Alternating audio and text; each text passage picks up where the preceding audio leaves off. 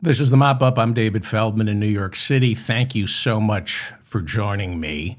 The World Food Program is now warning Trump's decision to bomb Iran and the ensuing conflict, including the Strait of Hormuz shutting down, that will result in 45 million additional people worldwide suffering from acute hunger. The World Food Program said this can happen as soon as 3 months from now, unless this war stops. Food prices will become completely unaffordable for at least 45 million people. Additionally, we already have close to 1 billion people starving on this planet.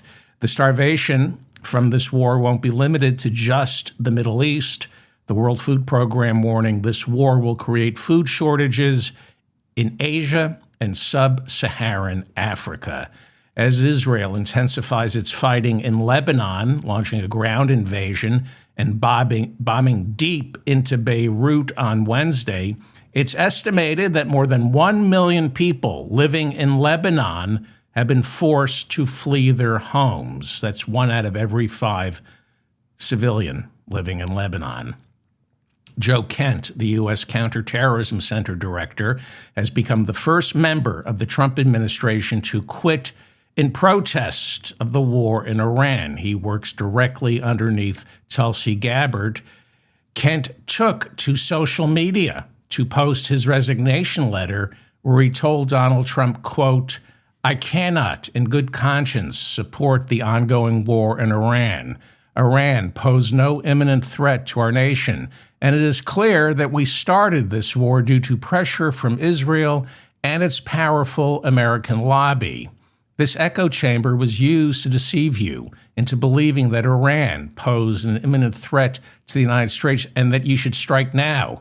There was a clear path to a swift victory.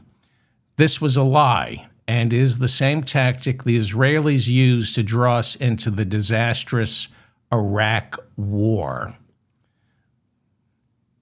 Trump, where am I? Sorry, we're good. Trump telling reporters he's eyeing regime change in Cuba. On Wednesday, Trump in the Oval Office says he's not sure how he's going to proceed when it comes to Cuba, but saying it would be an honor to topple the current leadership. He then said, "I can do anything I want when it comes to Cuba." Well, a spokesman for the Kremlin immediately said, not really. One of Putin's top advisors issued a statement after Trump said that.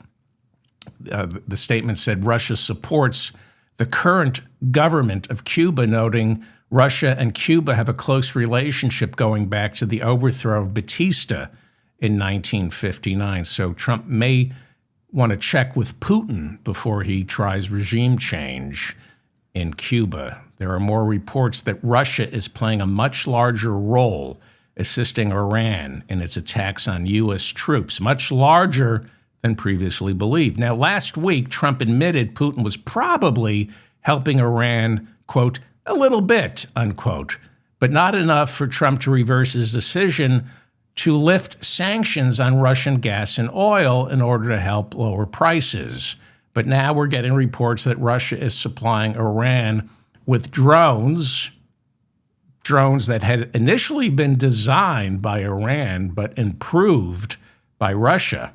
Russia is also reportedly providing Iran with real-time satellite data to help target U.S. troops stationed throughout the Persian Gulf. Ukrainian President Volodymyr Zelensky, on news of Putin helping Iran, Zelensky said that Russia and Iran are brothers in hatred.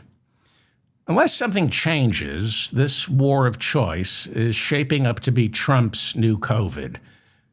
But it's worse than COVID because it's kind of like if COVID had been leaked personally from the lab by Donald Trump. Nobody wanted him to launch this war other than Israel and maybe Saudi Arabia. But here we are with the Strait of Hormuz effectively shut down, choking off 20% of the world's oil supply. And as I will explain later on, our military is not equipped to escort the nearly 100 oil tankers that must pass through the Strait of Hormuz each day in order to restore oil to the global market. Trump, over the weekend, demanded the world assist the United States in sending ships into the region to reopen the Strait of Hormuz, but not a single ally volunteered. Newt Gingrich is the former Republican speaker who is more responsible than any living soul for the combative, hateful rhetoric and policy spewing forth from Republicans in Congress. He's also a huge supporter of Trump's and fancies himself a historian. Newt Gingrich took to social media yesterday and said this: instead of fighting over a 21-mile-wide bottleneck forever, we cut a new channel through friendly territory, a dozen thermonuclear detonations, and you got a waterway wider than the Panama Canal, deeper than the Suez, and safe from Iranian attacks. So Newt Gingrich is recommending we bomb some friendly nations in the Persian Gulf with thermonuclear weapons to create a new waterway. This is the intellectual guiding post of the Republican Party, Newt Gingrich.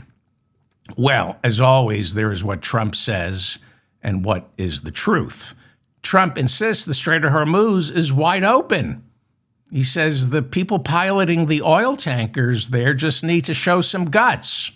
He said the war is pretty much over and that it's not really a war, it's an excursion. He said oil prices are going to drop like a rock any hour now. That's what he said.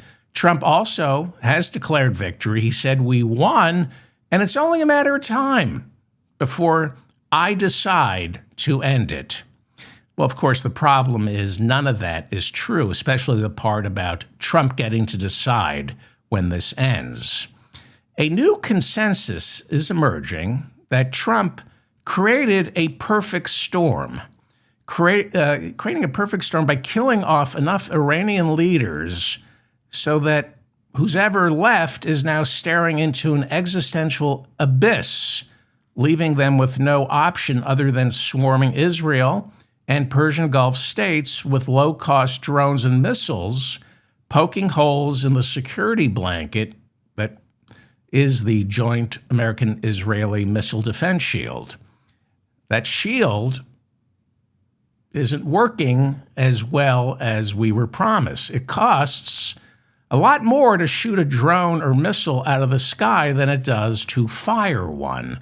Drones and missiles fired by Iran don't require expensive guidance systems with pinpoint accuracy, but the interceptors that are designed to knock those drones and missiles out of the sky, they have to be perfect. Iran is sitting on thousands of sloppy, lumbering ballistic missiles, and reports are that it can produce as many as 10,000 drones a month. That's what Reuters reported, that despite the bombing campaign, Iran still has the capacity to produce 10,000 suicide drones a month. Even worse, it now appears, unless something changes, that Donald Trump is powerless when it comes to using military force to reopen the Strait of Hormuz. A consensus is slowly emerging that should the Strait of Hormuz remain closed, as I said earlier, we will see more mass starvation and a global recession, if not depression. Iran, run by theocrats who have no problem creating or becoming martyrs, Iran will suddenly find itself as the ultimate decider as to when this war ends, not Trump. They decide when the Strait of Hormuz reopens. It turns out Obama and Europe made a deal with Iran for a reason. This is way more complicated. Dealing with Iran was way more complicated There's way more nuance than Trump and his supporters who love to see things get blown up. This is way more nuanced than these troglodytes can process. They're stupid and frightened little men who just think blowing stuff up will take care of everything, when in fact it only makes things worse. According to Sun Tzu, Iran couldn't have found a weaker opponent than Donald Trump. Trump is easily prone to anger. He's a leader who internalizes setbacks, makes it personal, and more importantly, Trump is foolish enough to refuse counsel from his allies.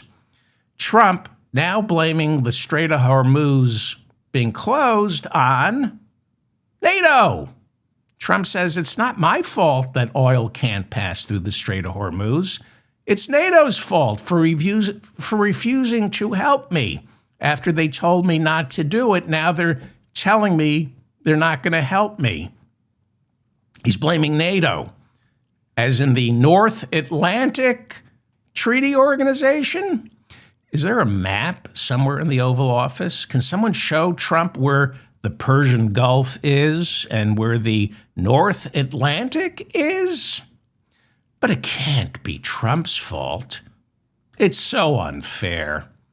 Europe is being so unfair to his war. Never before in world history has Europe been so unfair to a war as they're being to this war, and Donald Trump is so unfair. French President Emmanuel Macron joined a growing chorus of American allies, including Germany, who stated emphatically, never, we will never commit our troops to unblocking the Strait of Hormuz. So unfair. Trump's only ally willing to help in the Persian Gulf is Vladimir Putin, and he's helping by assisting Iran in the killing of U.S. soldiers. As I said earlier, Putin is providing real-time satellite data to Iran, which is why Trump has no choice but to lift sanctions on Russian oil. His only friend, Putin, is willing to get involved in this war, but not on our side. The Iranian Revolutionary Guard is not the same as Iran's army. Iran's army is called the Artesh. And then there's the Iranian Revolutionary Guard. Pete Hegseth, when he gives his press briefings, is banking on American ignorance. When he says the Iranian army, we think, oh, they only have one army. No, there's the Artesh, and then there's the Iranian Revolutionary Guard, two separate forces. According to reports, when Hegseth says our bombing campaign has decimated Iran's army, he leaves out the important point, and that is Iran's real army is not the Artesh, but the Revolutionary Guard, which seems to have much of its missiles, drone, and navy still intact.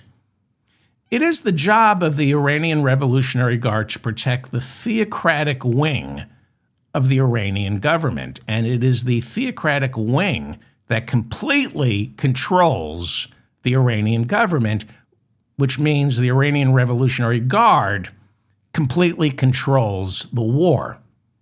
So when Hegseth talks about the Iranian army being wiped out, and he's not talking about the Revolutionary Guard, two separate things.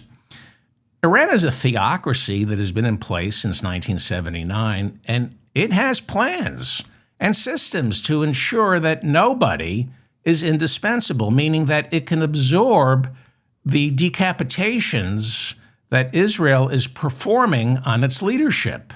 Soon, a little later on, I'll go over the Iranian leaders Israel has taken out. But all of this seems to be to little effect because, you kill one and a new leader emerges. Israeli and American intelligence both are reporting that going into the third week of this war, there is absolutely no sign of the Iranian regime toppling. and no sign of a popular uprising. We keep hearing Trump and Netanyahu. Netanyahu recorded a message in Farsi urging Iranians to rise up. But the Washington Post reporting this morning, there's a new State Department cable showing Israeli intelligence has concluded that should the Iranian people take Trump and Netanyahu up on the offer and try to overthrow the Iranian regime,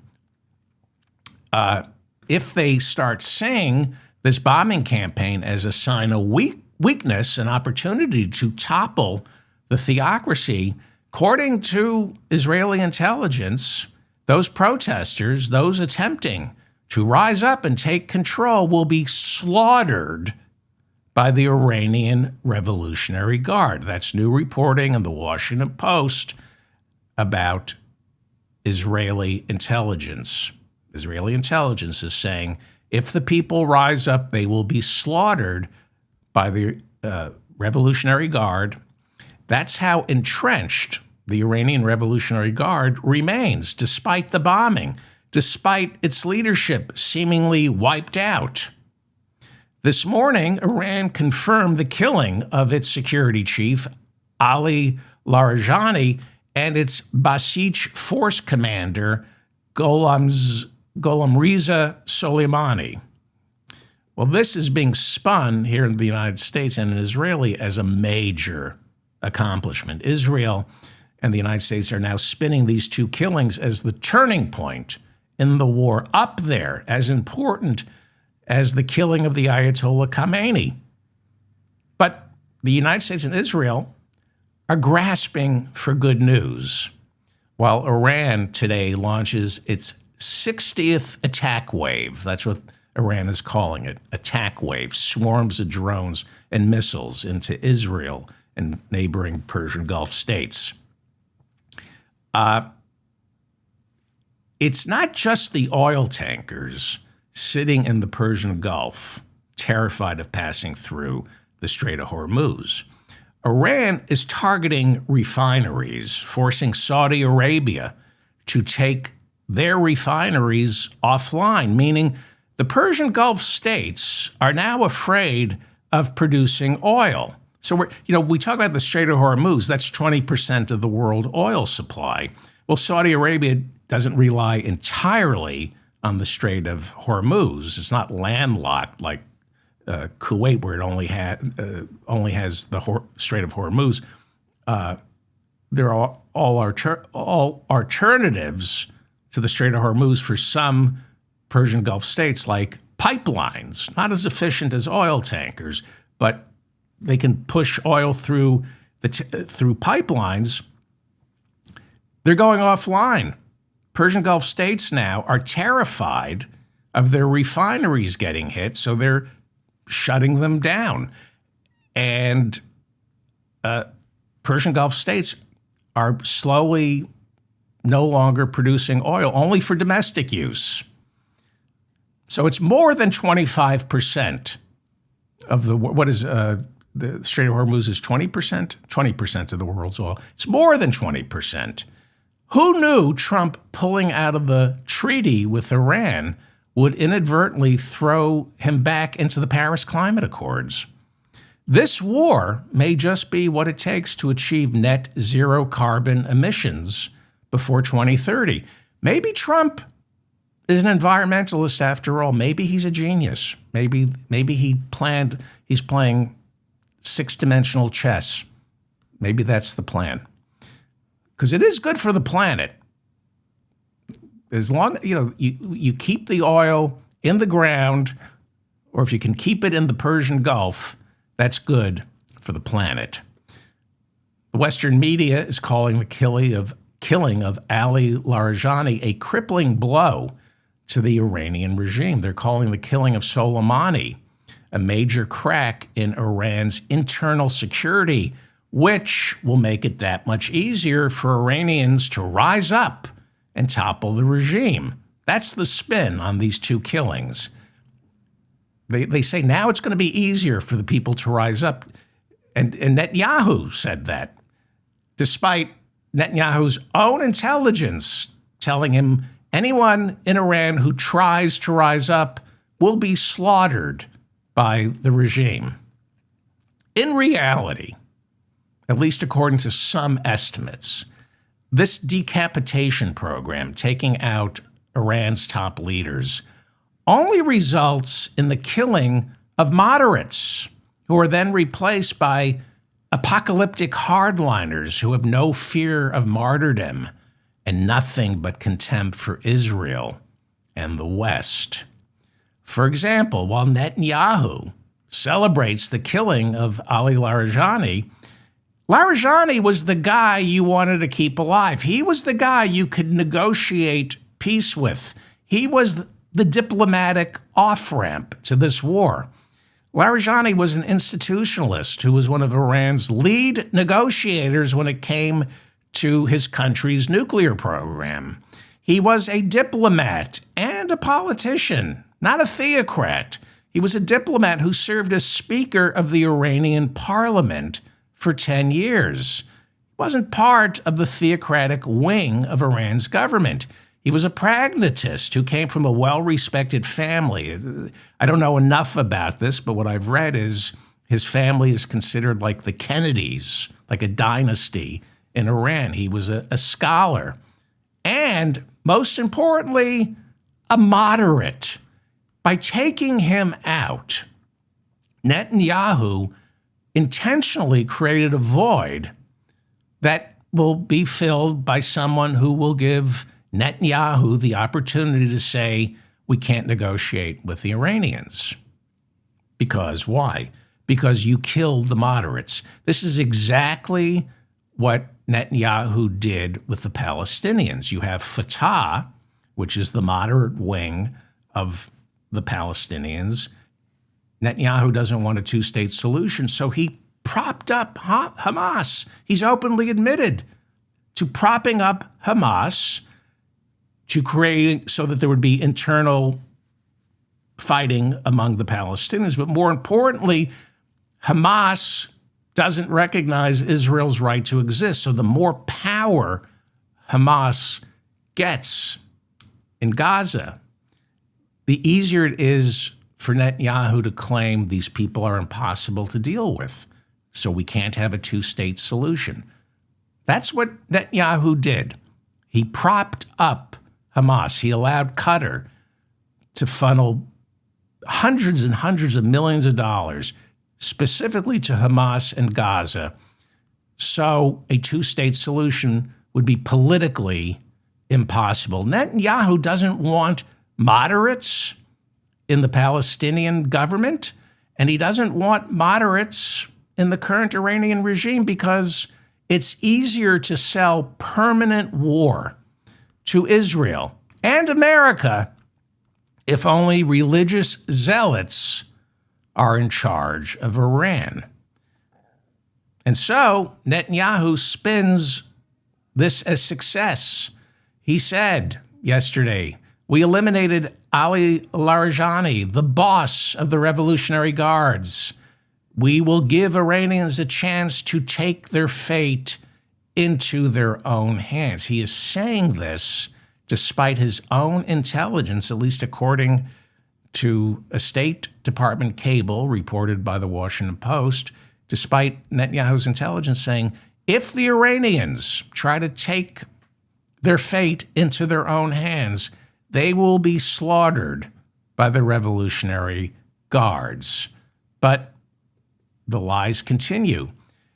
Kush Desai is a White House senior deputy press secretary. He's saying, we're very confident we're going to see a military resolution here in a 4 to 6 week timeline. The progress is astonishing. There's going to be a military resolution. That's what Trump is promising. No diplomatic resolution. Military. Well, it's called the paradox of decapitation. You think killing Iran's leaders is going to end the war, but the paradox of decapitation is it only makes peace more unlikely. You're burning the boats behind you, leaving you with no path to peace through diplomacy with moderates, killing the leadership. And we saw this with Hezbollah. Netanyahu wiped out Hezbollah's leadership, Hassan Nasrallah. Nobody thought he would kill Hassan Nasrallah. Wiped him out. Doesn't bring peace. It just brings to the front new leaders who are more dangerous because they're unafraid of dying. They know there's a good chance they're going to be taken out by Netanyahu. So anybody who steps up now is not afraid of dying. And I don't know much about war, but I can assure you it's no fun fighting someone who has no fear of death. This is the Mop-Up. I'm David Feldman in New York City. Thank you for finding me. Please share this episode. It's hard to get this show seen for obvious reasons. So if you can share it, that would be great. If you can hit the like button, that way I'll remain. That helps the algorithm if you hit the like button and hit the notification bell so you know when I have a new episode up. I don't have a regular schedule because this is a one-man show and I do my own research. If I've made any mistakes so far, please leave a comment. I'm bad on pronunciation, so if you want to correct my pronunciation, go ahead, but I'm more concerned about the facts here. Leave a comment. As you know, if you're a longtime listener, I read all your comments. The House Oversight Committee, looking into Jeffrey Epstein, has officially subpoenaed Attorney General Pam Bondi to testify behind closed doors. Her testimony is scheduled for April 14th, which means this war in Iran will keep going a lot longer than Trump promised.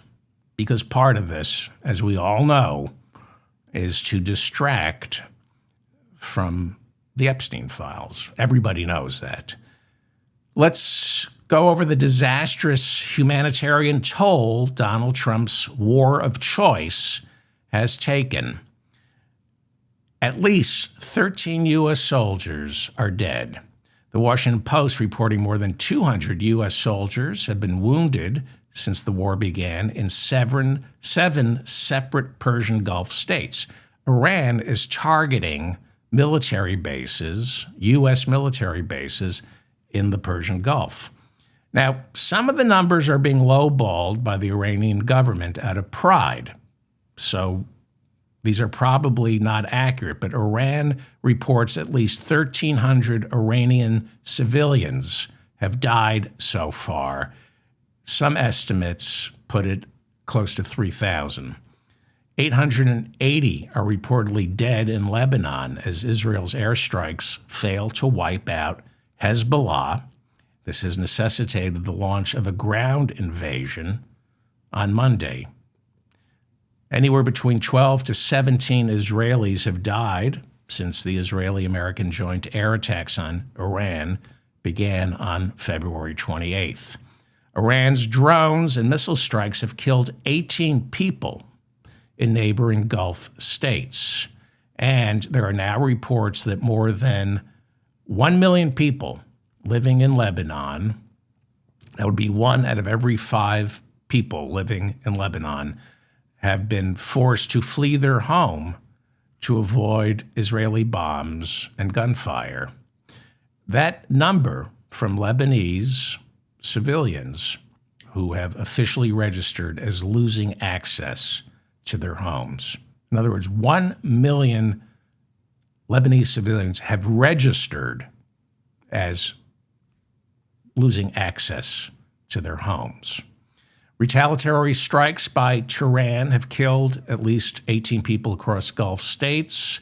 The Strait of Hormuz, where 20% of the world's oil must pass, remains almost entirely shut. Nothing can pass. This now leaves the entire world on the precipice of not just a global recession, but stagflation. Stagflation means prices go up while economic output declines and millions are thrown into poverty, unable to afford the rising cost of food, housing, and energy. We saw stagflation in the 70s. That's where the economy doesn't grow, but prices increase. It's counterintuitive. You slow the economy down to bring inflation down.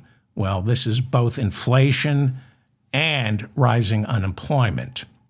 Donald Trump over the weekend called on NATO and the world to help him clear out the Strait of Hormuz. He was immediately rebuffed. British Prime Minister Keir Starmer promised Parliament, his country, would not be drawn into Trump's war.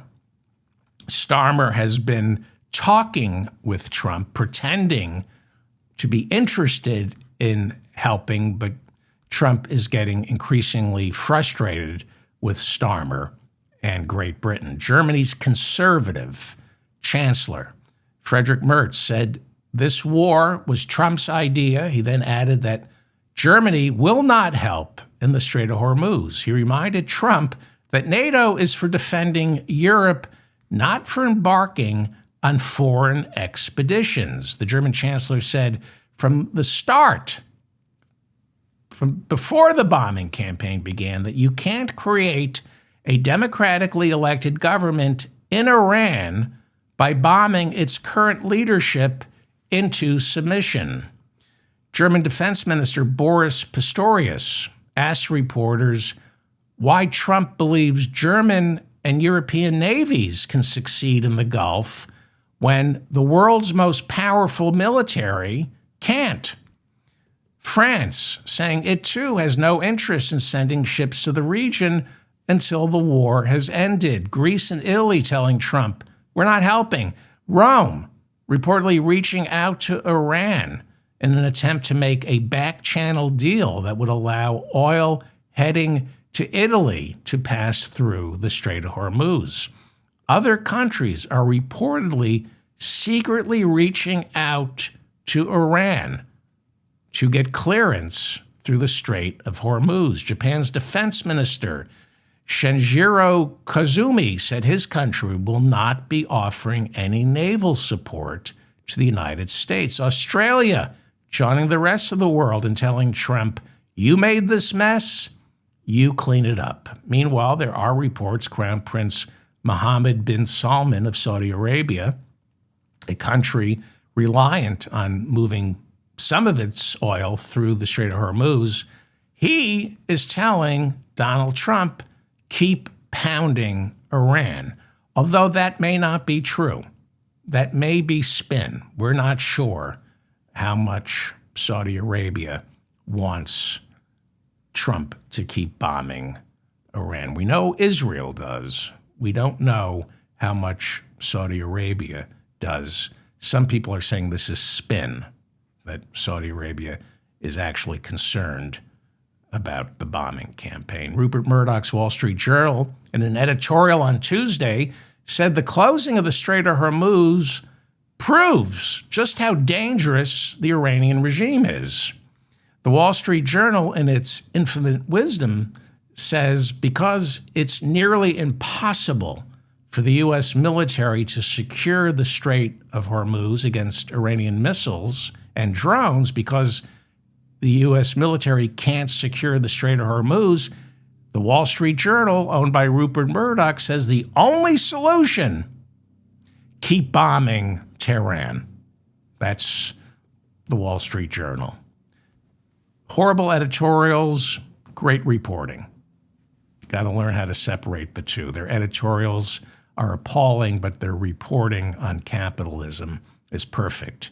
A clearly demented and delusional Donald Trump telling reporters in the Oval Office on Tuesday he has no fear of sending ground troops into Iran. Captain Bone Spurs sure is brave. He's not afraid of sending somebody else's kids into Iran. You have a draft age son, don't you? Does he have any interest in fighting your war? Trump added, I have no need or desire for any help from our allies when it comes to opening the Strait of Hormuz back up. He then menacingly said NATO's refusal to help him clear out the strait, quote, is a very foolish mistake.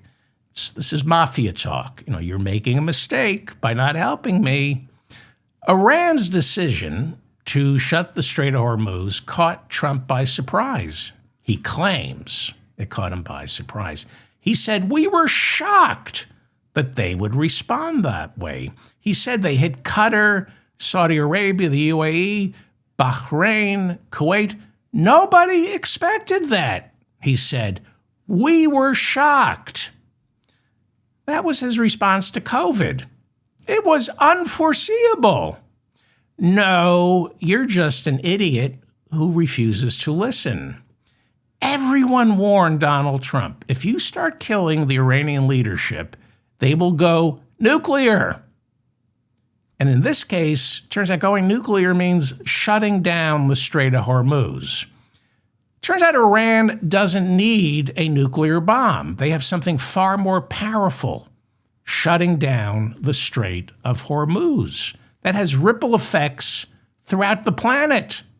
And Iran knew that, which is why even our own intelligence agencies told Trump Iran gave up its nuclear weapons program back in 2003. That's what Tulsi Gabbard says. I read it was 2002. But either way, they haven't had a nuclear weapons program in 23 years. They had something way more powerful, complete control of the Strait of Hormuz. Countries build a nuclear weapon so nobody attacks them. But as long as you have a president like Trump, completely beholden to the oil companies, unwilling to get off fossil fuel, Iran didn't need a nuclear weapon. It had the Strait of Hormuz. That was their nuclear weapon. And now they're using it. Well, certainly America, with all its military might, we spend $1 trillion a year on weapons. Certainly we can just sail right in and open up the Strait of Hormuz. Yeah, not so easy. And some say impossible. The strait is a narrow passageway. It's referred to as a kill box because ships, military or oil tankers, become sitting ducks for Iranian drones or missiles that get fired from the mountainous region of Iran above the Strait of Hormuz. There have been several movies made about the Battle of Thermopylae, which took place in 480 BC. This does remind me of the Battle of Thermopylae. You can turn this off now or skip ahead if you're not watching live. I'm about to get, I'm insecure about what I know, and I want to seem smarter than I actually am. So I'm going to talk about the Battle of Thermopylae for a second, just to boost my own ego, because I'm insecure. So the Persians, or today's Iranians, were invading Greece back in 480 BC, and they were forced to pass through this narrow mountain pass of Thermopylae. Herodotus, who I never read and don't plan to, but from what I've read about Herodotus, you should skip ahead now. This is just me having myself. Herodotus says 300,000 Persians or Iranians were forced to squeeze through this very narrow pass, which became, in effect, a kill box, Thermopylae, easy picking for only 300 Spartan soldiers who had to fend them off. 300 Spartan soldiers, led by King Leonidas, played by Gerard Butler in the 2006 movie 300, Gerard Butler. Man, is he buff. Gerard Butler was able to hold off hundreds of thousands of Persians for a week before finally getting overpowered by, I think it was Xerxes. So I saw I saw this movie, 300. It's called 300, starring Gerard Butler. I saw it 20 years ago, and I'm reading about the Strait of Hormuz, and I thought, this reminds me of the movie 300. Was that And I said, is that based on anything that actually happened? And it turns out, yes, there was this battle, Thermopylae, which I know nothing about. But I made an association, so it makes me feel clever and smart. I related the tragedy in the Strait of Hormuz to a movie starring Gerard Butler about the. I told you to skip ahead. Anyway, the Battle of Thermopylae was a moral and strategic win because 300 Spartans held off hundreds of thousands of Persians for a week, and it gave the rest of Greece time to prepare for the onslaught. Hang on for 1 second. I just want to give myself a cookie.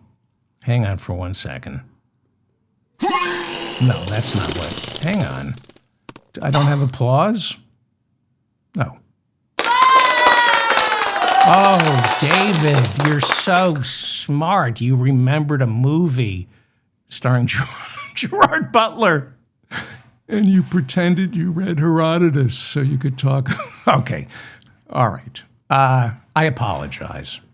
I am an idiot. Anybody still here? And if you are, why? So the CBC has a great video that I recommend. It's on YouTube. It's on why America's military knows it can't use force to reopen the Strait of Hormuz. It's why Trump and Hegseth have so weakened America's image as the dominant military force around the world. Hegseth and Trump have made the United States appear weaker. And the appearance of weakness makes you even weaker. A lot of war, defense spending, is the appearance of strength. Because of Trump, we're starting to look like a paper tiger. Trump and Hegseth swagger. They say, we can do it alone. We have capabilities no other nation on the earth has. So do what we say. And a lot of idiots get turned on by that. A lot of idiots in the United States, they go, yeah. But people who actually study war or have fought in war, Hegseth fought in war, but I think he came home with so much trauma. There's dementia combined with the alcoholism. But people who actually study war will tell you there are ways to humiliate the big and the strong. Being big and strong makes you slow and lumbering. There are ways around your muscle. That's David, Michelangelo's David, holding the slingshot, which he took Goliath down with. Would you like to see David's penis? Not Michelangelo's David, mine. Would you like to see my penis? I actually thought, you know what? There might be kids watching. I'm not going to go with the full frontal of Michelangelo's David, but he defeated Goliath, right? There are ways around big lumbering giants, like a slingshot or flying jets into the World Trade Center, and more importantly, into the Pentagon. People forget Osama bin Laden flew a jet into the Pentagon. How is that even remotely possible that the Pentagon was struck on 9/11? We don't like to talk about that. That should tell you a lot about what $1 trillion a year on defense actually gets you. The CBC, this is the Canadian Broadcasting Company, the CBC points out that America has 11 nuclear-powered aircraft carrier strike groups.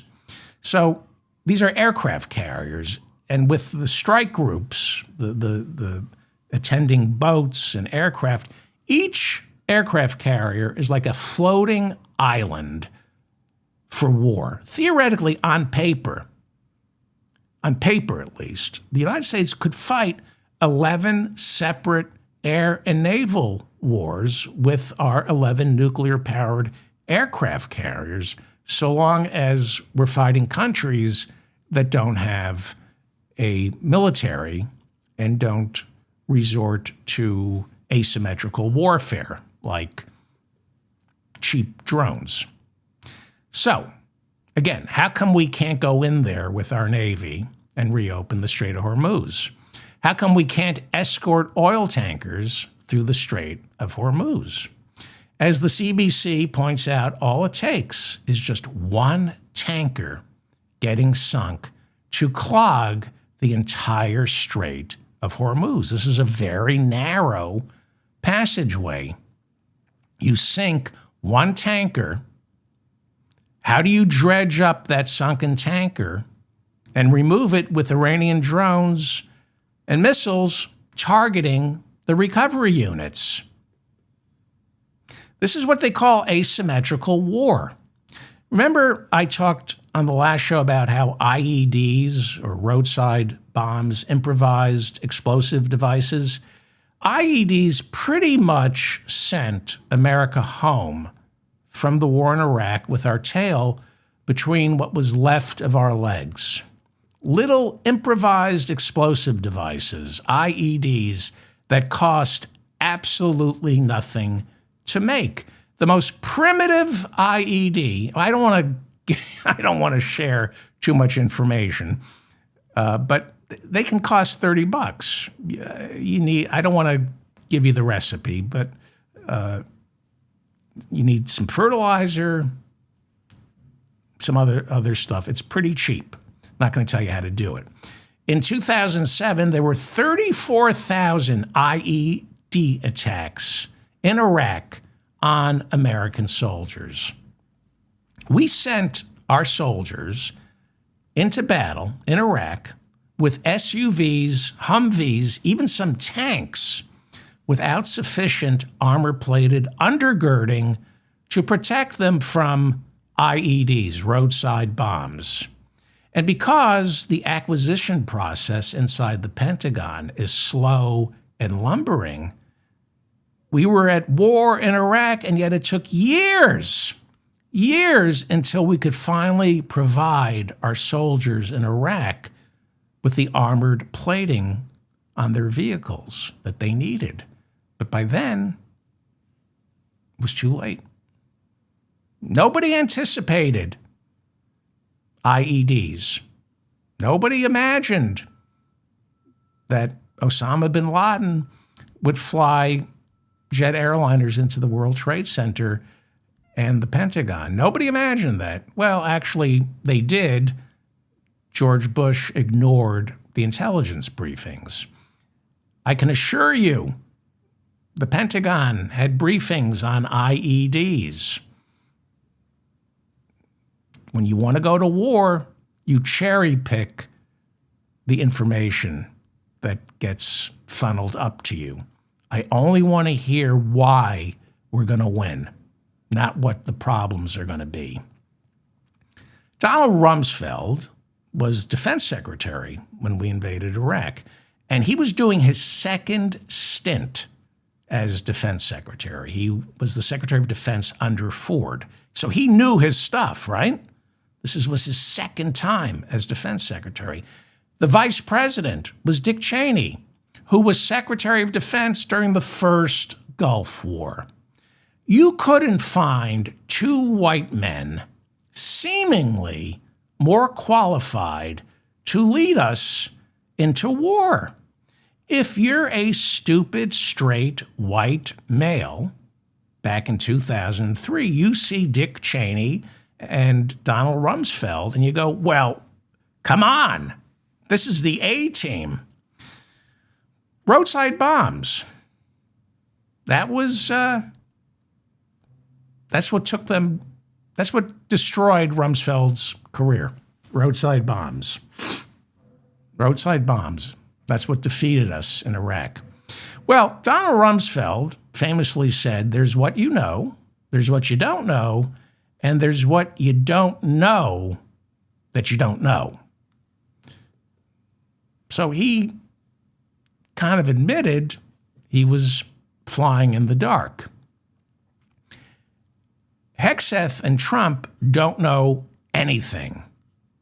They were warned that Iran would close the strait, but Trump said they wouldn't dare. That's what he said. They wouldn't dare. That's also what Jimmy Hoffa said in The Irishman when he was warned that Fat Tony Salerno and Russell Buffalino were going to whack him. They wouldn't dare. They wouldn't dare. And they dared. The CB, by the way, The Irishman, one of the best movies ever made. So underrated. One of Martin Scorsese's greatest movies. So fantastic. It's one of those movies I can watch. It's like The Godfather. It's replaced I can't watch The Godfather anymore because I just can recite it backwards. The Irishman has filled the void left by my overwatching The Godfather and Casino and Goodfellas. Martin Scorsese is a gift from God. Where am I? Anybody still here? And if so, why? Back to the Strait of Hormuz. Or do you want me to talk about the Battle of Thermopylae? So I can seem smart. So the CBC says where am I? The CBC says the Strait of Hormuz is so narrow it only has room for 2 lanes. One for tankers going in empty and the other for tankers going out filled with oil. That makes it what is called a target-rich environment for short-range Iranian missiles that take only seconds to hit their bullseye. The CBC says America's Navy is accustomed to the open seas where they have minutes, sometimes even an hour, to prepare for a missile or a drone strike. But when you're squeezing through the Strait of Hormuz, those missiles come in fast. You only have seconds to shoot them out of the sky. And again, the Iranians are swarming the enemy with hundreds of drones at one time. All it takes is one to get through. All it takes is one sunken ship to clog the Strait of Hormuz. The CBC says Iranians are prepared to swarm American ships in the strait with drones, missiles, and suicide jet skis. Now, I've read Iran has 5,000 sea mines. That's a lot. But the CBC says all Iran needs are 3. CBC says all Iran needs are 3 sea mines. The CBC talks about the power of uncertainty. On a normal day, 100 tankers pass through the strait. All Iran has to do is drop 3 mines into the Strait of Hormuz, and then the actuarial tables go into warp drive. Next thing you know, insurance companies either freeze coverage on those oil tankers or raise the cost of premiums so high that operating them becomes prohibitive. That's what just 3 mines can do. They're like those IEDs in Iraq. They cost nothing. And the Pentagon knew this.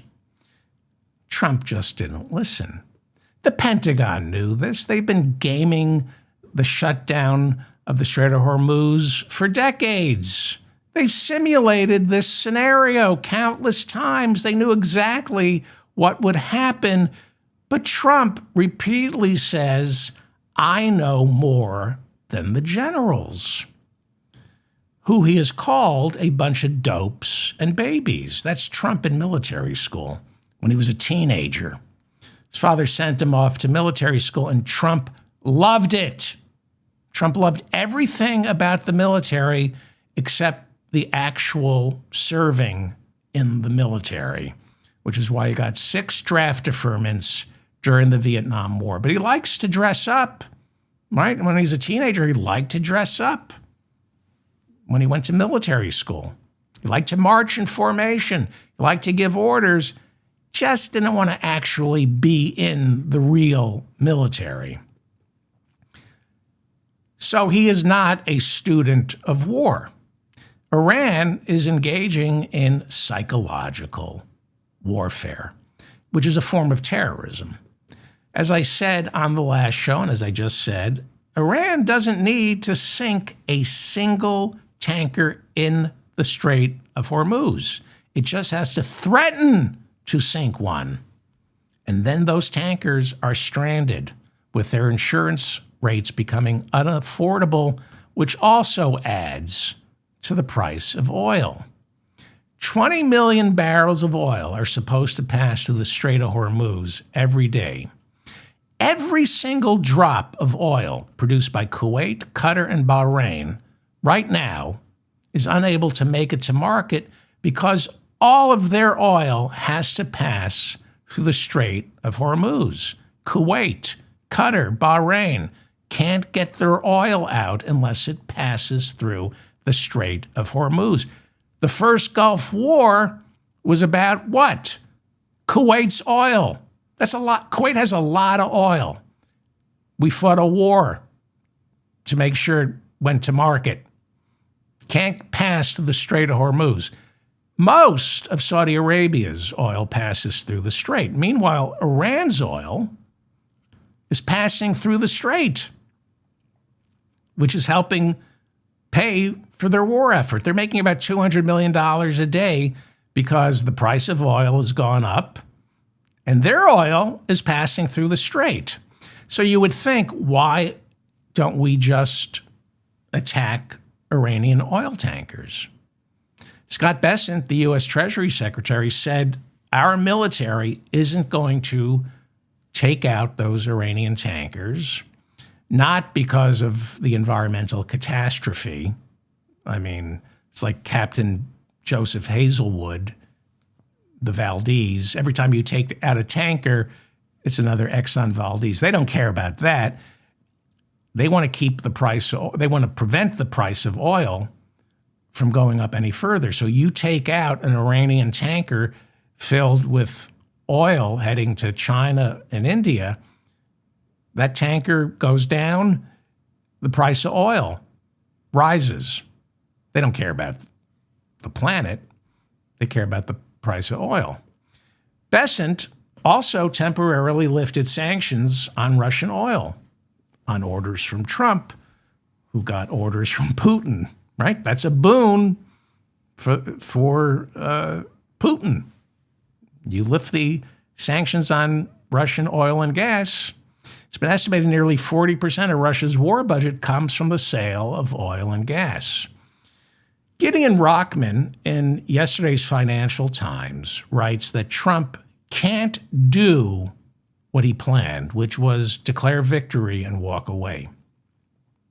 He said this time that's not going to work. It worked in Yemen. He declared victory and walked away. It worked in Venezuela, sort of. He declared victory and walked away. And what happened, it's like Tom and Daisy Buchanan in The Great Gatsby. They leave a lot of death and destruction in their wake, but they go on to live a wonderful life. That's what Trump likes to do is, a lot of destruction. We killed innocent civilians in Yemen. We killed innocent people in Venezuela. But the American people will forget. Who can keep track of everything? So he was planning for this. This is what he thought would happen, that he could just declare victory and walk away. But Gideon Rockman in yesterday's Financial Times writes he can't walk away from this because the Iranians have to reopen the Strait of Hormuz. And that's a problem. Trump always likes to talk about who holds the cards. Right now, who do you think holds the cards? Leave a comment. Do you think Donald Trump, as our commander-in-chief, could get away with ordering our Navy into the Strait of Hormuz, knowing what we know about how deadly it would be and how it wouldn't work? I mean, theoretically, as commander-in-chief, he could do that. Do you think it ends well? Do you think, given how narrow the strait is, given that it takes just one sunken tanker or American ship in the Strait of Hormuz, one sunken ship, and then the strait is clogged until Iran says it's not? Do you think it makes military sense to use our Navy to escort tankers through the strait? Of course it doesn't. That's why Trump is calling on NATO nations to do it. We have a 25th Amendment issue here. Donald Trump is clearly demented. And the people around him are pretending he's not. He's not only demented, he's stupid. Trump is going to have to make concessions. I don't know if he knows how. But I'll tell you this, that deal Obama and Europe made with Iran, the deal that Trump pulled us out of during his first administration, it looks pretty good right now and pretty smart. Pretty smart. Trump's the great deal maker. Obama knew what would happen if Iran closed the Strait of Hormuz. Europe knows. That's why they made the deal with Iran, which didn't have a nuclear weapons program. They were pretending they were enriching uranium to scare off invaders, the same way Saddam Hussein pretended to have weapons of mass destruction to scare off an American invasion. Trump told reporters yesterday that he's beginning to have discussions with Iran about reopening the strait because he's the great negotiator. But Iran says there have been no discussions with Trump and that he should expect the strait to remain closed to America and its allies for the foreseeable future. Iranian President Masoud Pezeshkian stated that discussions about ending this war are meaningless until the attacks on Iranian soil cease. Iranian Foreign Minister Abbas Araghchi said the Strait of Hormuz remains open to all except the United States and its allies. Who holds the cards? Who holds the cards? This is why Rockman in the Financial Times wrote yesterday that Trump's presidency will be defined by this moment. America, at least for the time being, because of Donald Trump, seems, things can change, seems to have been outsmarted by Iran. Perhaps now revealed as a paper tiger, unable to use its vast military power to dictate what flows through the strait. Rockman writes, the closure of the Strait of Hormuz will haunt future presidents as well. And maybe it will serve as a reminder, I hope, a reminder of the limits to America's military power. And I think most Americans have wised up. They're realizing bombing only gets you so much. These forever wars only benefit a few. And MAGA is turning on Trump because of this. MAGA is turning on Trump. He promised to end the forever wars. America's wised up. We're not rallying around the flag when we go to war. That used to happen here in the United States. Doesn't seem to be happening. We went to war. This war has the lowest approval rating of any American war since they started measuring approval ratings for wars. Trump's approval rating is in the dumper. America doesn't want this war. And something like 13% of Americans say they're willing to send ground troops into Iran. During his press briefings, Pete Hegseth loves to brag that Iran's navy has been eliminated.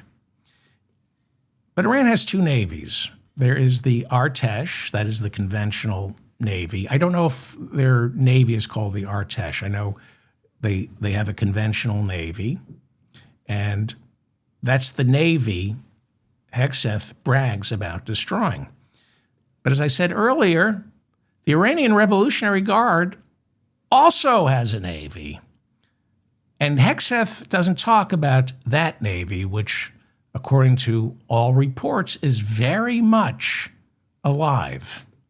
Again, remember, the Iranian Revolutionary Guard is the real military. They answer to the Ayatollah.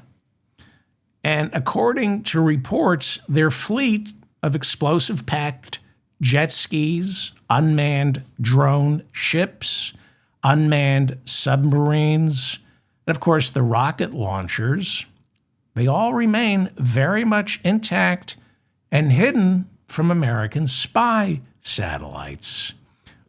I said earlier, Reuters reported Iran can still manufacture 10,000 drones each month. This, again, is like Gaza. There are underground networks of tunnels in Iran where weapons are stored and made. Iran also is believed to have at least 6,000 ballistic missiles left. This while Israel, the Persian Gulf, and the United States are reportedly running out of interceptors to knock those missiles out of the sky. It's way more expensive to manufacture an interceptor than it is a ballistic missile. Interceptors need pinpoint accuracy. A ballistic missile can land anywhere, and it does. This was a war of choice. It's illegal. It's illegal. Iran was no imminent threat to the United States. Donald Trump's intelligence agencies told him that. It had no nuclear weapons program. Trump's intelligence agencies told him that. Iran was negotiating with the United States on its nuclear enrichment program right up until Trump decided to blow things up.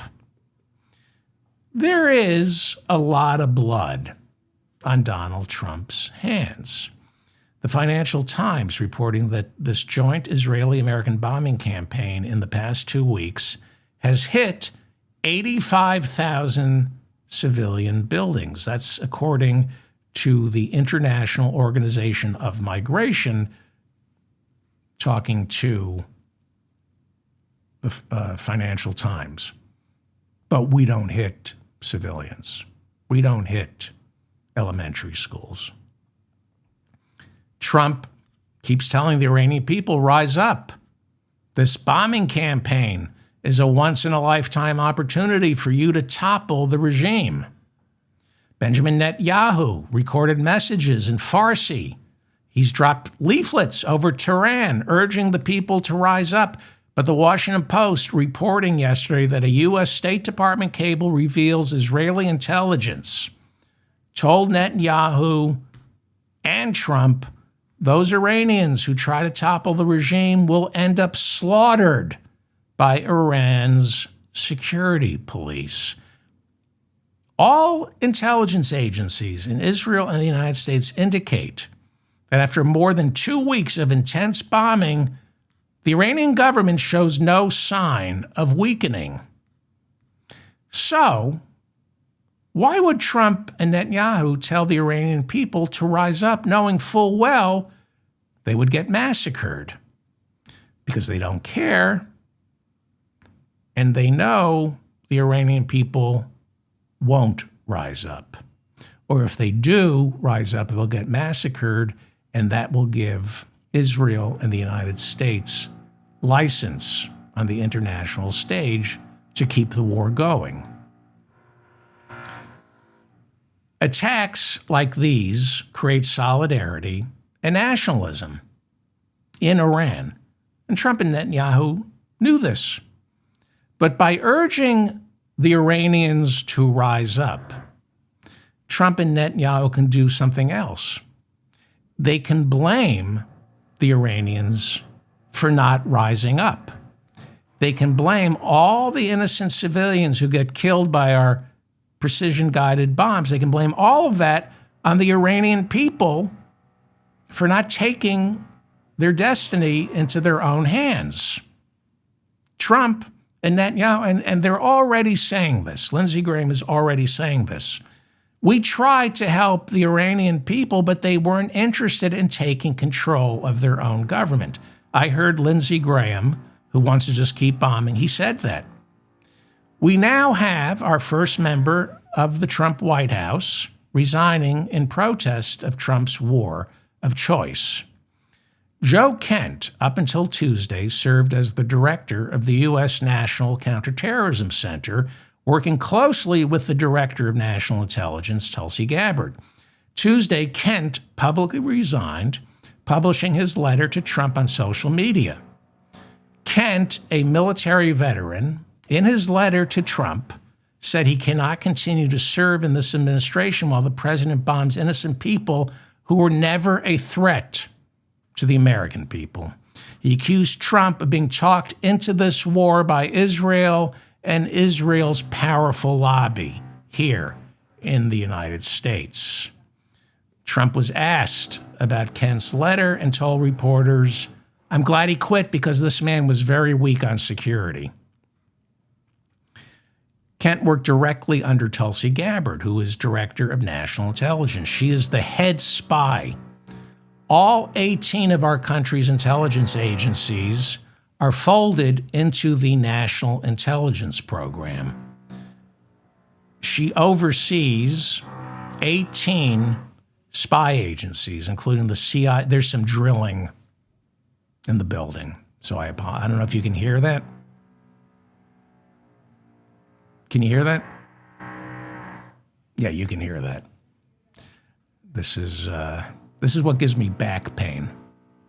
I get back pain from this noise. Hear that? And you got to put up with it, so you repress your rage and anger, and it goes right to your back.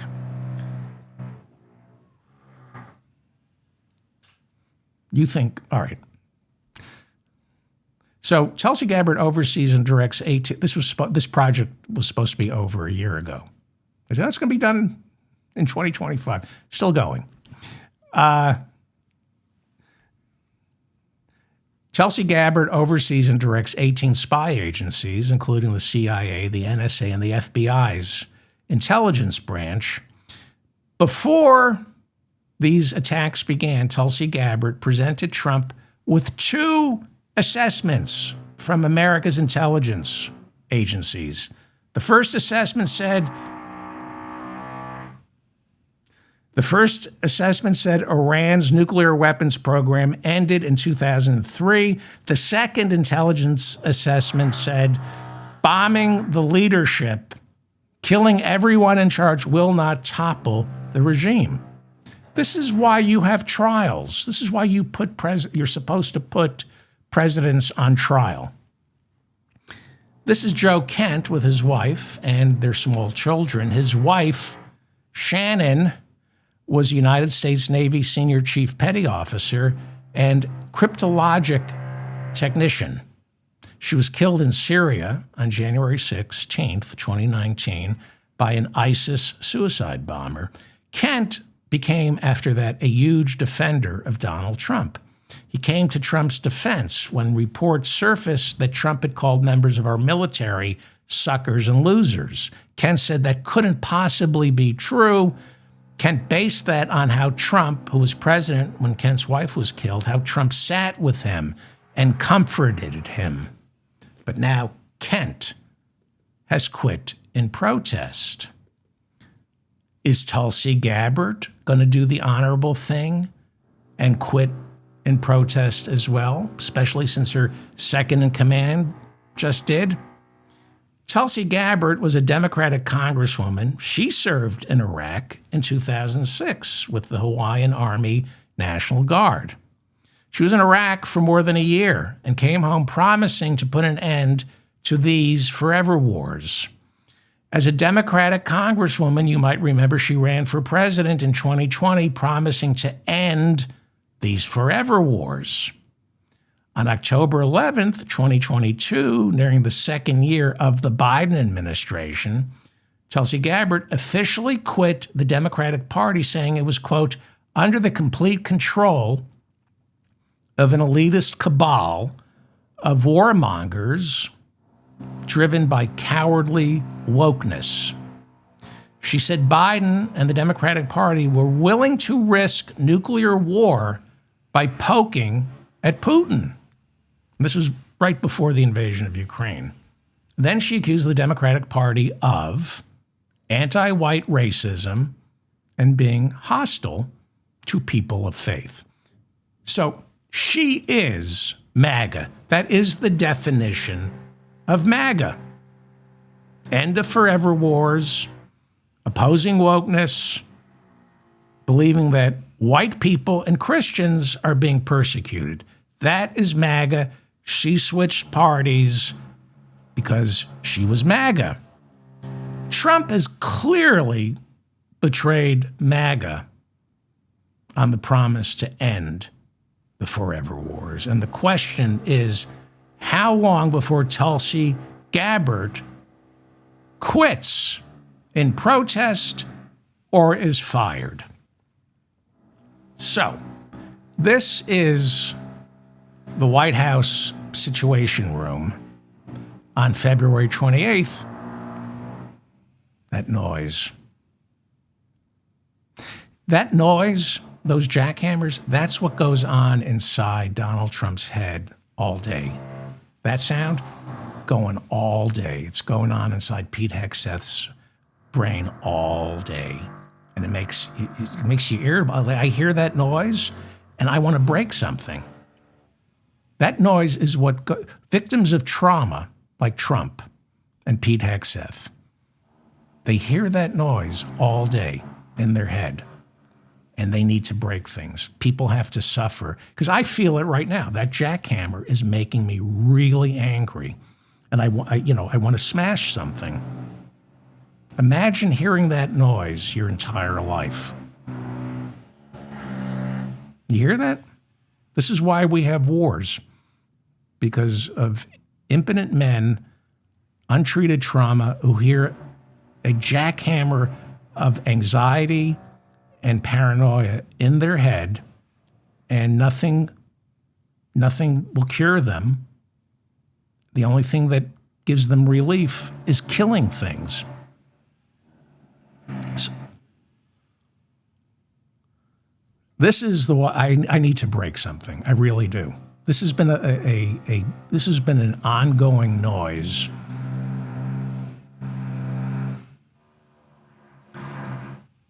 This is the White House Situation Room on February 28th, when Trump launched the attack on Iran. Missing from the White House Situation Room, Donald Trump. He was in Mar-a-Lago. J.D. Vance sidelined during the attack because of his presidential aspirations. This is Vance looking ridiculous, sitting underneath the seal of the Office of the Vice President of the United States in the Situation Room, having zero input on the attack. Now, why is that? Well, Trump assumed Iran was going to be a huge success, and he didn't want J.D. Vance taking any credit for it, because Vance is running in 2028. That's why Vance wasn't allowed in the Mar-a-Lago Situation Room when they attacked Venezuela. Wasn't allowed in the Situation Room for Venezuela or Iran. Vance was in Florida. He had just attended Trump's New Year's party before they attacked Venezuela, but he was banned from the Mar-a-Lago Situation Room. And Pete Hegseth seems to have been banned from the Mar-a-Lago Situation Room for the Iran attack on February 28th as well. So this is the Situation Room. This is the people being sidelined. You got Vance. To his right is Tulsi Gabbard. She, too, was asked not to be in the Situation Room. Okay? So I'm getting to a bigger point here. This is Vice President J.D. Vance, Defense Secretary Pete Hegseth, and the Director of National Intelligence, Tulsi Gabbard, back in March of 2025, when these three douchebags paid a visit to the Mexican border. All three of these douchebags served in Iraq. Two out of those three douchebags, J.D. Vance and Tulsi Gabbard, got elected to office running against America's forever wars. Pete Hegseth never ran for office. But in between shots of cheap malt liquor, Hegseth would appear on Fox News selling forever wars, that, he's delusional, America can't be defeated.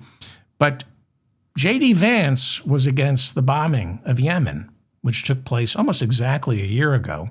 Hegseth was for it. Okay? So all three of these douchebags served in Iraq. This is important.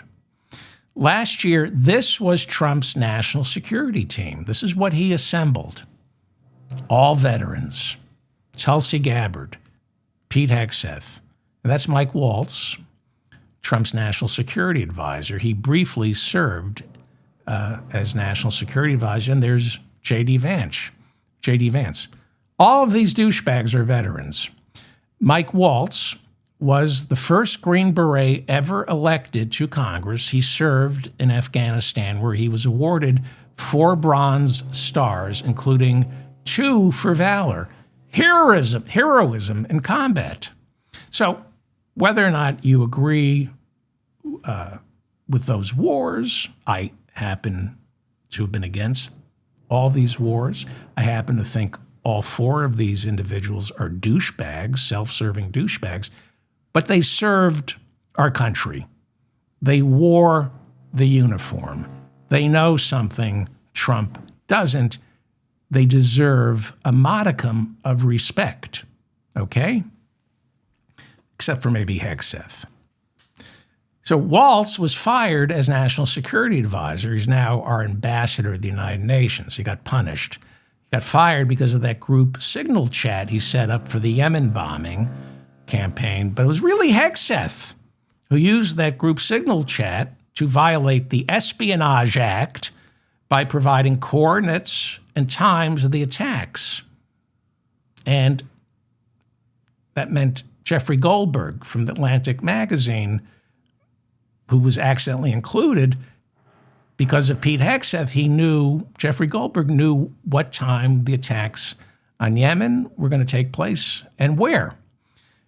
Hegseth was also sharing classified information about the Yemen attacks on a separate group chat, unsecured, a separate group chat with his wife, brother, and his personal lawyer. Hegseth violated the Espionage Act. The Inspector General even said so, but he's committed so many crimes, the extrajudicial killings in the Caribbean and the Eastern Pacific. Sometimes you can commit so many crimes, you can't be prosecuted. What did Bob Dylan say? Steal a little, they throw you in jail. Steal a lot, they make you king. So none of these people were in the room when Trump bombed Iran. This is who was in the room early morning, February 28th, when the Iranian bombing campaign began. Marco Rubio, who is our Secretary of State, he's also the National Security Advisor. He took Waltz's job after Waltz got fired. And to Trump's right is this douchebag, the director of the CIA, John Douchebag Radcliffe. That's actually his middle name. He comes from the douchebag family.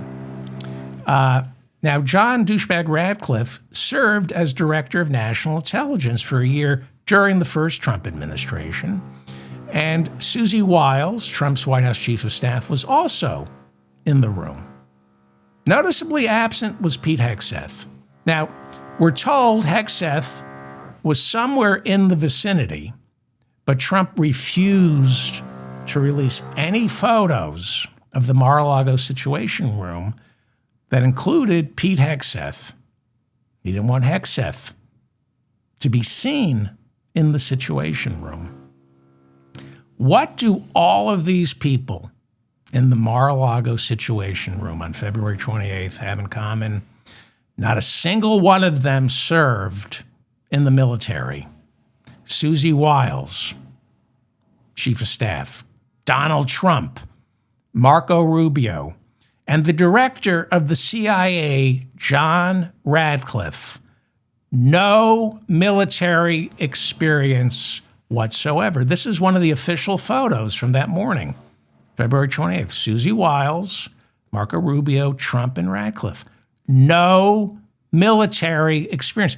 What happened to that team of veterans that were going to advise Donald Trump to keep us out of those forever wars? The only veteran, the only person with any military experience in the room was General Dan Kane, chairman of the Joint Chiefs of Staff. All you had to do to be in that room was not serve in the military, except for Dan Kane, chairman of the Joint Chiefs of Staff. And the chairman of the Joint Chiefs of Staff, according to Bob Woodward, doesn't know that much. It's kind of an honorarium. You're not really in charge of the military. You're kind of just overseeing it. Dan Kane, he was in the private sector. He came out of the private sector, and he was a general, went into the private, and then he came back to be the chairman of the Joint Chiefs of Staff. He's been out of the loop for years, and just because you're, believe it or not, according to Bob Woodward, at least according to Bob Woodward, being chairman of the Joint Chiefs of Staff doesn't mean you're in the loop.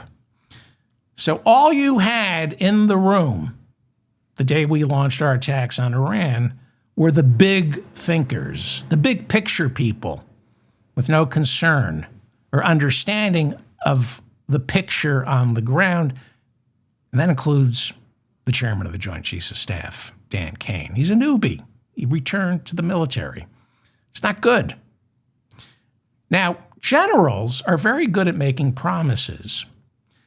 But to his credit, I will give General Dan Kane credit. He warned Trump repeatedly, don't go into Iran. We don't have enough munitions, and we can't do this alone. We need our allies. And yet, after Trump ignored him, he seems to have Colin Powelled the Iranian war the same way Colin Powell, well-respected general, one of the most respected people in America in 2003 when George W. Bush launched his illegal invasion of Iraq. Colin Powell, Secretary of State, he could have stopped the invasion of Iraq. Colin Powell. All he had to do was resign as Secretary of State. Didn't do it. Instead, he decided to be a loyal foot soldier and go to the UN and lie about Iranian weapons of mass destruction. And he knew, Colin Powell knew he was lying. Colin Powell served in Vietnam. He knew what war smelled and tasted like. Not Dick Cheney, not George W. Bush. Colin Powell could have done the honorable thing and quit, and there would have never been an invasion of Iraq. Joe Kent quit. He did on Tuesday, but he's not Colin Powell, and nobody knew who Joe Kent was until he quit. Dan Kane, chairman of the Joint Chiefs of Staff, he could have quit. He told Trump, don't do it. We don't have the munitions.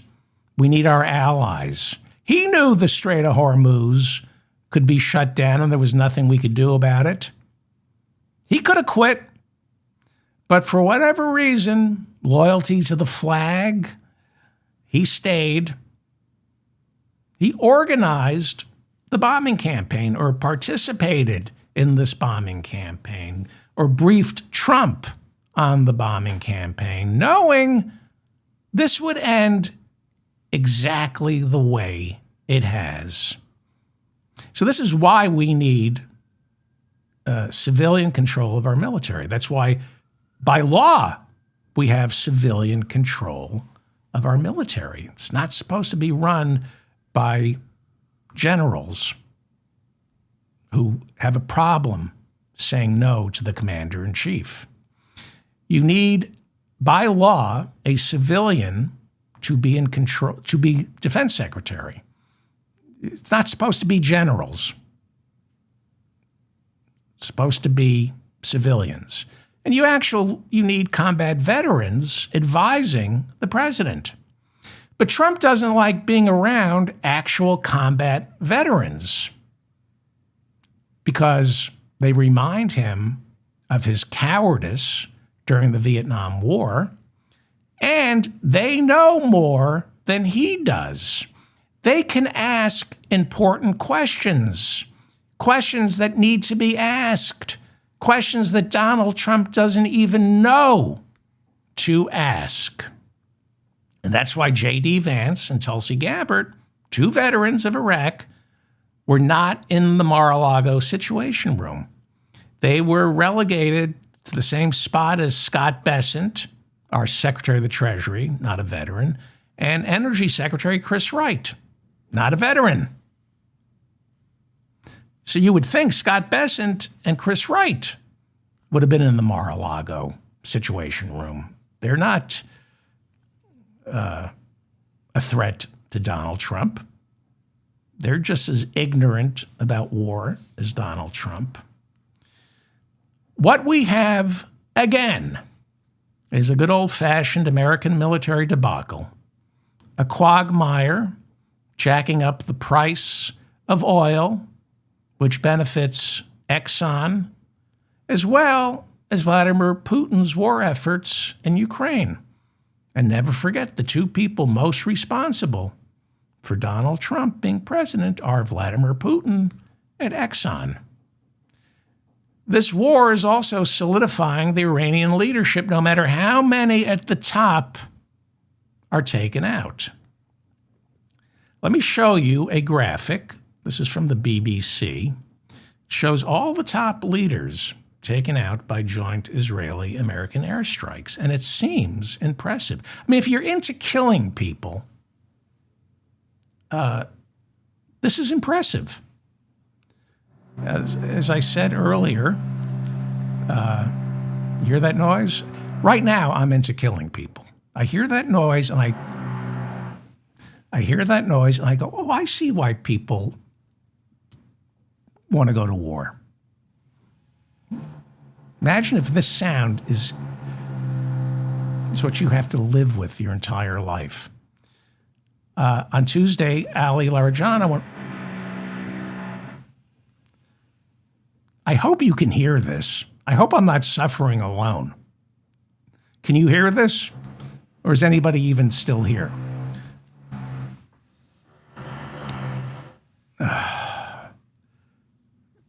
And the advice I'm given about this noise, practice gratitude.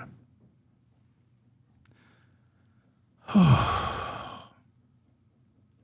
Tuesday, Ali Larijana, one of the top leaders of the Iranian regime, who had become a chief spokesperson when the fighting started, he warned Trump, "You will not like how this ends." Larijana was killed. Also taken out was General Gholam Reza Soleimani. He headed the all-volunteer paramilitary Basij militia, the militia, which worked under the Islamic Revolutionary Guard Corps. They were an extrajudicial police force called upon to round up protesters and make sure nobody was threatening to topple the regime. Now, think I'd understand about the Islamic Revolutionary Guard or the Basij militia. They're not part of the official Iranian government. They're more powerful than the army because they answer to the supreme leader. It's the leader's palace guard. It's the equivalent of Donald Trump deciding that the Oath Keepers and the Proud Boys should be his personal army. Well, if Donald Trump's vision came true, then they would be more powerful. The Oath Keepers under L. Stewart Rhodes and the Proud Boys, they would be the most powerful military in the United States because they wouldn't have to answer to Congress. They would be the dictator's own personal militia. By the way, L. Stewart Rhodes says he's quit MAGA because of the war in Iraq. He's meeting in the White House this week for a full pardon. Trump commuted his sentence. L. Stewart Rhodes, founder of the Oath Keepers, was serving 19 years for seditious conspiracy. Trump, the first day back in office, commuted L. Stewart Rhodes' sentence. He was let out of prison. He now wants a full pardon, and he's meeting in the White House despite needing a full pardon from Trump. He has come out against the war in Iran and says he no longer supports Trump. Again, it is impressive, the number of people that Israel has taken out. Look at this. The Iranian president, Masoud Pezeshkian, is the only original leader who has not been taken out. Now, we heard reports that Israel bombed his presidential palace and they missed him, but who knows? Maybe because Pezeshkian has only been president since 2024 and he was elected.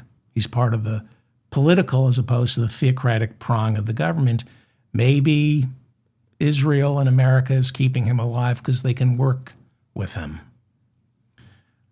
All the death, all the killing, and yet no sign of this ending, which is why Trump said he supports the FCC chair, Brendan Carr, who warned broadcast networks that unless you start reporting on the successes of the war in Iran, you run the risk of losing your broadcast licenses. Openly saying this. Either your news organizations report on how positive this war is going, or you're going to lose your broadcast licenses. Okay. Tell me one positive thing, Brendan Carr. Tell me the positive. The world is safer? I mean, show me that the world is safer. Inflation has been tackled? No. Bombing campaigns don't work because war doesn't work. War is always a failure. War is always a failure. There is always an alternative to war.